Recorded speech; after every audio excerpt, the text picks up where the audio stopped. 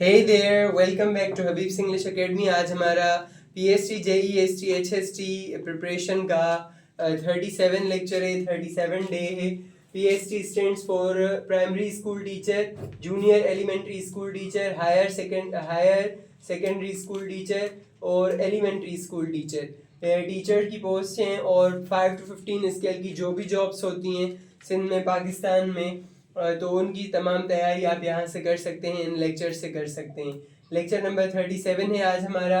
और आज का एक प्रो टिप है आप सबके लिए कि डुओलिंगो एप्लीकेशन इस्तेमाल करें ताकि आपकी लैंग्वेज बेहतर बनेगी. डुओलिंगो एक लैंग्वेज लर्निंग ऐप है जिससे आप मुख्तलिफ ज़बानें सीख सकते हैं. अगर आप अपनी इंग्लिश इम्प्रूव करना चाहते हैं तो ये ऐप शुरू से स्टार्ट करें, बेसिक से स्टार्ट करें और आपकी इंग्लिश नेक्स्ट लेवल नहीं बल्कि अपर नेक्स्ट लेवल जा सकती है.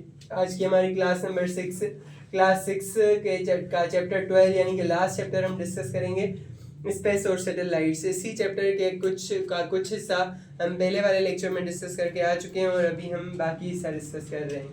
CMB stands for cosmic microwave background. CMB का फुल फॉर्म क्या है? कॉस्मिक माइक्रोवेव बैकग्राउंड, ये इसका फुल फॉर्म है. Big bang theory explains the origin of the universe. Big bang एक थ्योरी है जिसमें बताया जाता है कि कायनात कैसे शुरू हुई. सब सोचते हैं कि दुनिया शुरू कहाँ से हुई, कैसे बनी, क्योंकि हर चीज़ की एक शुरुआत होती है. तो बिग बैंग एक थ्योरी है जो एक साइंसदान जॉर्ज लीमेटर ने दी थी. उसने बताया कि कायनात इस तरह से शुरू हुई कि एक टाइनी सा छोटा सा बहुत कंप्रेस्ड डॉट था जो जैसे ही फटा तो ये पूरी कायनात बन गई. उसमें बहुत ज़्यादा कंप्रेशन थी.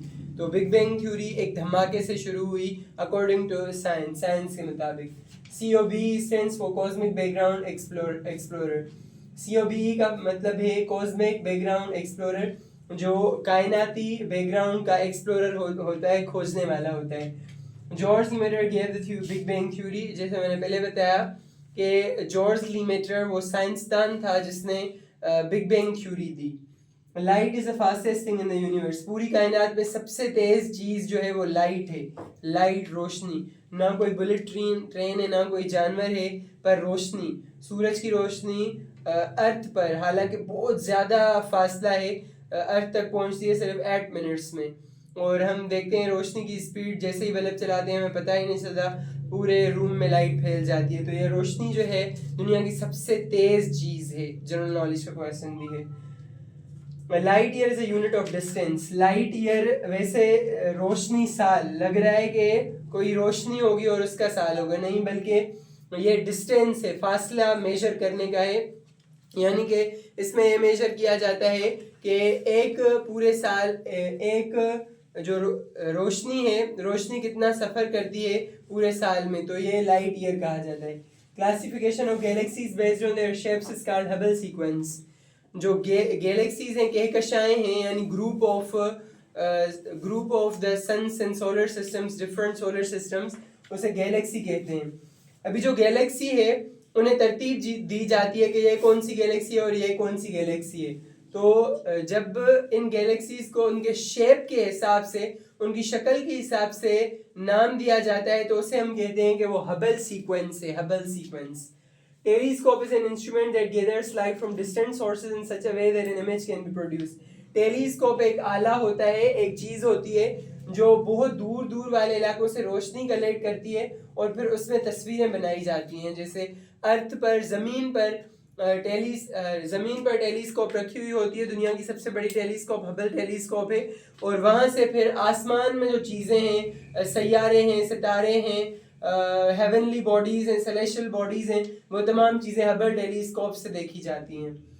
क्लास 7, ये हमारी क्लास नंबर 6 हुई यहाँ पर ख़त्म. Congratulations.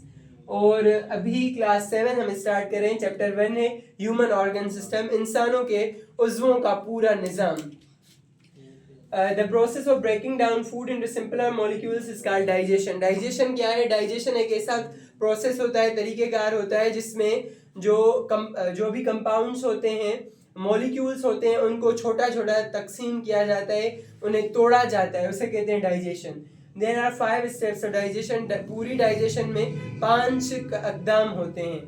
2 groups of organs compose the digestive system. पूरे डाइजेस्टिव सिस्टम का जो निचोड़ है वो 2 ऑर्गन सिस्टम्स होते हैं, जो बनाते हैं, जो इसके बाद हम सीखेंगे। इन तमाम नोट्स को बिल्कुल अच्छे तरीके से याद कर लें, अच्छे तरीके से समझ लें, क्योंकि ये आपको बहुत ज़्यादा काम आने वाले हैं अपनी मुख्तलिफ टेस्ट में जो आप पाकिस्तान में, सिंध में स्पेसिफ़िकली देने वाले हैं। बल्कि यही सिलेबस है जो 2006 के पाकिस्तान के करिकुलम के हिसाब से रेलेवेंट है, और अगर आप इसे अच्छे तरीके से याद कर लेते हैं तो आप किसी भी टेस्ट में बहुत अच्छा स्कोर ले सकते हैं। Thank you so much, we will meet in another video.